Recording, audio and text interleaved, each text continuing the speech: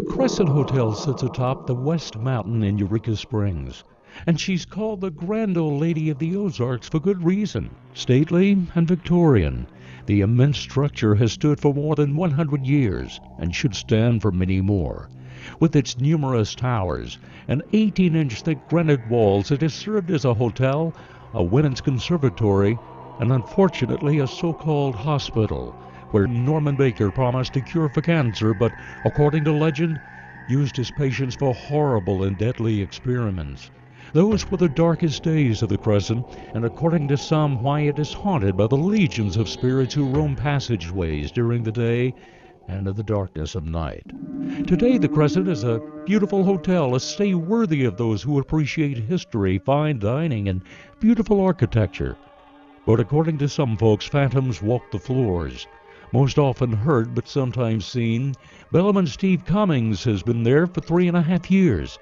He says at first he ignored the stories of unexplained phenomena, but is now fully convinced that something unnatural haunts not only the halls, but every room as well. And people have heard noises in the middle of the night, their name being called, tapping on the headboard of the bedroom, things like that, and people get spooked by that. Most people don't. Most people that have any experience enjoy it.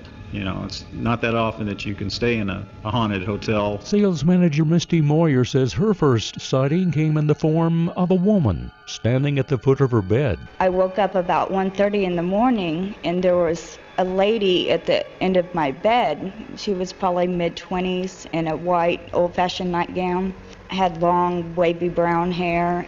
So I woke my husband up and I was like, look, and she was gone. And then about 3 months later, a couple stayed in the same room, and they had taken a picture in that same room. He took a picture of his wife standing by the door, and the TV was in the background.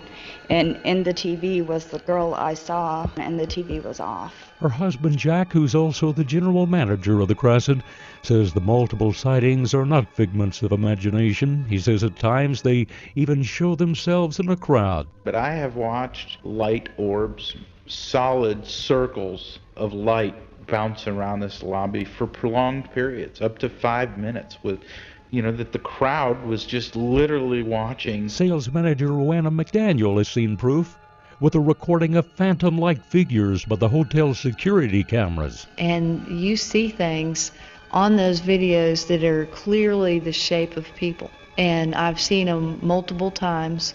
They're out front on the stoop, and you see them walking away, and there's a point that they just totally disappear.